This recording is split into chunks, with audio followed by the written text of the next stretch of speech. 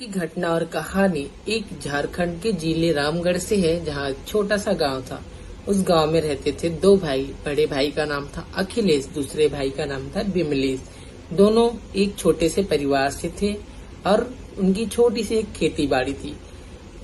जो अखिलेश होता है वो घर का बड़ा बेटा होता है, उसके ऊपर जिम्मेवारी होती है और वो जिम्मेवारी को उठाने के लिए अपने मामा के बेटे के साथ वो सऊदी चला जाता है बकरी चलाने के लिए, जहाँ उसे 30 से 40 हजार रूपए मिलते। वहां से वो अपने घर चलाने के लिए पैसे रोकता, फिर बाकी के पैसे अपने भाई बिमलेश के खाते में डाल देता था। उसका बिमलेश भाई भी काफी अच्छा और जिम्मेवार था। वो गांव की खेती को संभालता और उनके फैमिली में उनके माता पिता और उसकी एक भाभी और बिमलेश चारों लोग रहा करते थे। और जो अखिलेश था वो सऊदी अरब में रहा करता था। तो मेरा नाम हेमंत है और आइए इस कहानी और घटना को पूरी डिटेल से जानते हैं। अगर आप चैनल पे नए हो तो चैनल को सब्सक्राइब कर लीजिए। एंड आप कहाँ से वीडियो देख रहे हो तो अपना प्यारा सा नाम एंड अपना सिटी का नेम जरूर कमेंट बॉक्स में बताइए। तो कहानी स्टार्ट करते हैं। झारखंड जिले के रामगढ़ से लगे एक छोटे से गांव से था, जहां एक हंसता खेलता परिवार था। बड़े भाई का नाम था अखिलेश, छोटे भाई का नाम था बिमलेश।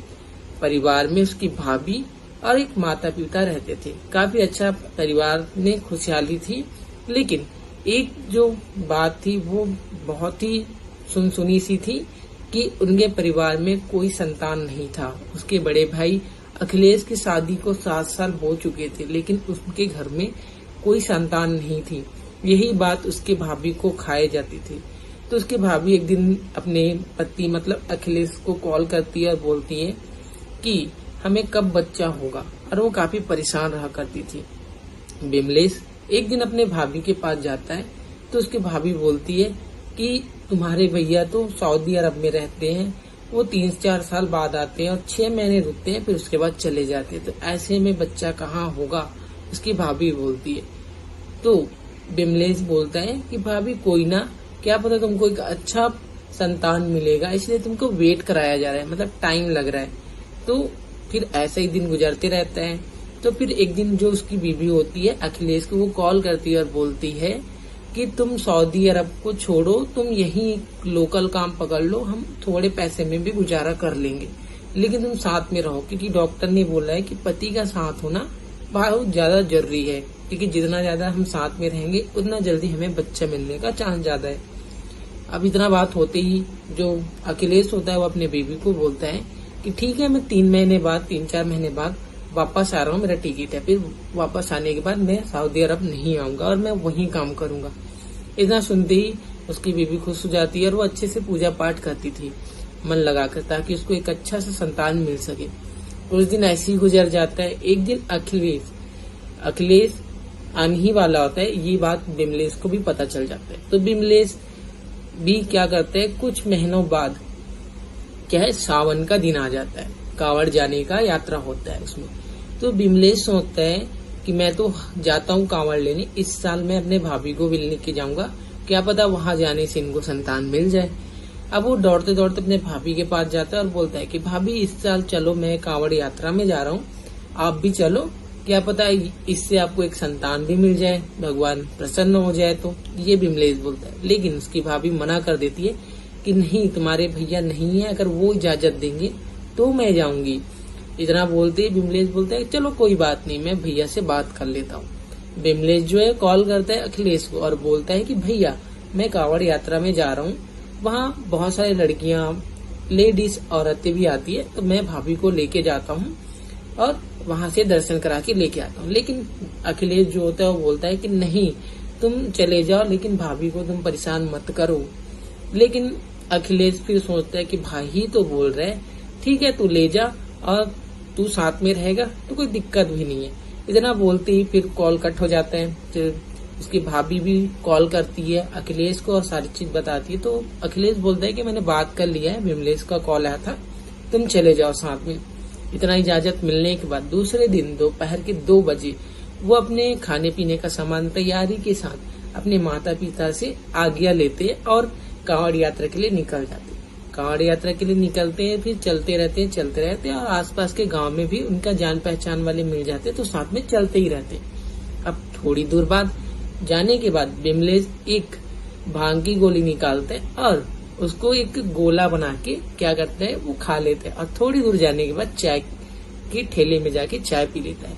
भाभी ये सब चीज देखती रहती है और वो पूछती है कि ये क्या है, तो विमलेश बोलता है कि भाभी ये दर्द की दवा है, इसको खाने से दर्द पता नहीं चलेगा क्योंकि हमें 2-3 दिन का सफर करना है तो हम जल्दी भी कर सकते हैं और थकेंगे भी नहीं। तो फिर उतना में भाभी जो है वो शांत हो जाती है, फिर चलना स्टार्ट करती है। फिर वो फिर से खाते देखती है विमलेश को, तो बोलती है कि थोड़ा मुझे भी दे दो, मैं भी तो कांवड़ यात्रा में जा रही हूँ, मुझे भी हाथ पैर में दर्द हो सकता है। तो विमलेश जो है वो मना करते हैं कि नहीं भाभी तुम्हारे लिए नहीं है। लेकिन भाभी की जिद के सामने विमलेश भी विवश हो जाता है और वो एक भांग की गोली में से आधे निकाल कर गोला बना के देता है और बोलता है कि भाभी इसको खा लो पानी के साथ। फिर आगे जाके वो ठेले में उसको चाय पिला देता है।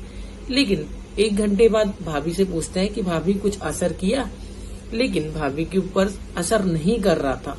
तो फिर विमलेश बोलता है कि मैं तुमको और बना के देता हूँ, इसको खा लो। फिर वो खाने के बाद फिर से अगला वाला स्टॉप आता है, चाय का ठेला, वहाँ फिर चाय पीते हैं दोनों। फिर उसके बाद भांग का नशा भाभी पे हावी होने लग जाता है, इतना ज्यादा हावी हो जाता है कि वो चलने की हालत में नहीं होती। तो भाभी बोलती है कि विमलेश हम यहीं कहीं रुक जाते हैं, थोड़ा आराम कर लेते हैं, फिर उसके बाद चलेंगे।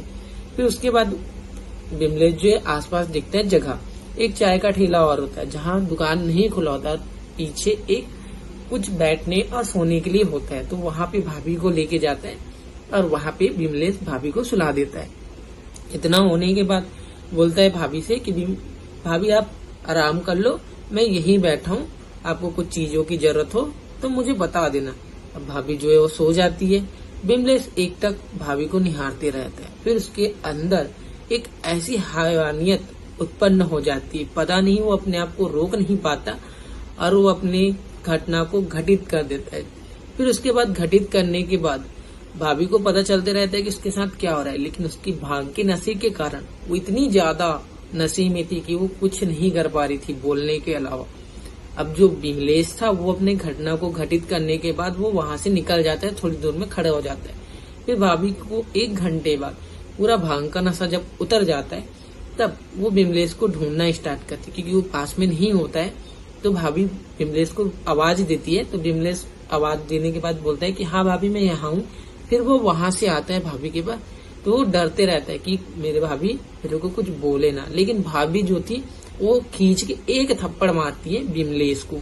उसके बाद वो कुछ नहीं बोलती और चलते जाती है।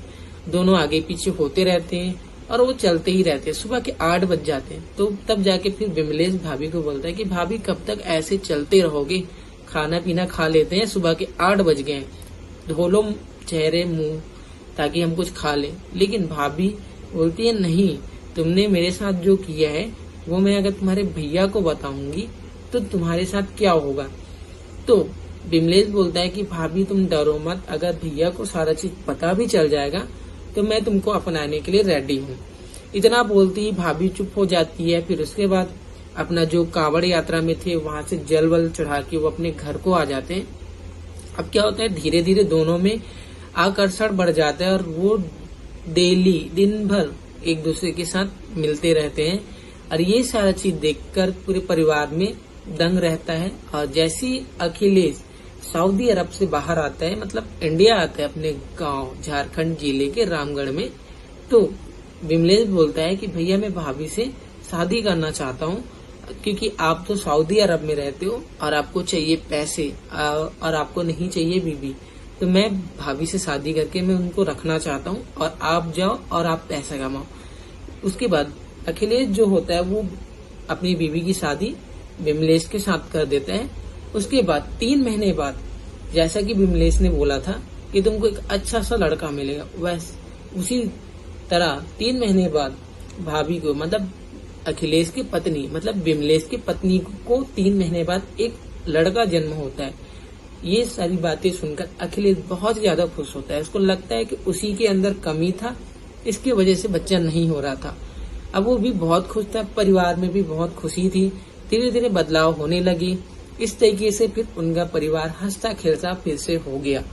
तो इस कहानी का मेन मुद्दा वो ये है कि ये घटना को घटित किया गया है, लेकिन इस कहानी को बताना भी एक कला है ताकि हमें कुछ सीख मिल सके और लोगों को कुछ जानकारी और एजुकेशन मिल सके।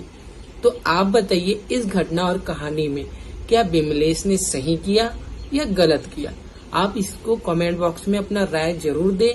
अगर ऐसी और नवी इंटरेस्टिंग घटना के साथ मिलेंगे नेक्स्ट वीडियो में, तो तब तक के लिए खुश रहिए और चैनल को सब्सक्राइब कर लीजिए।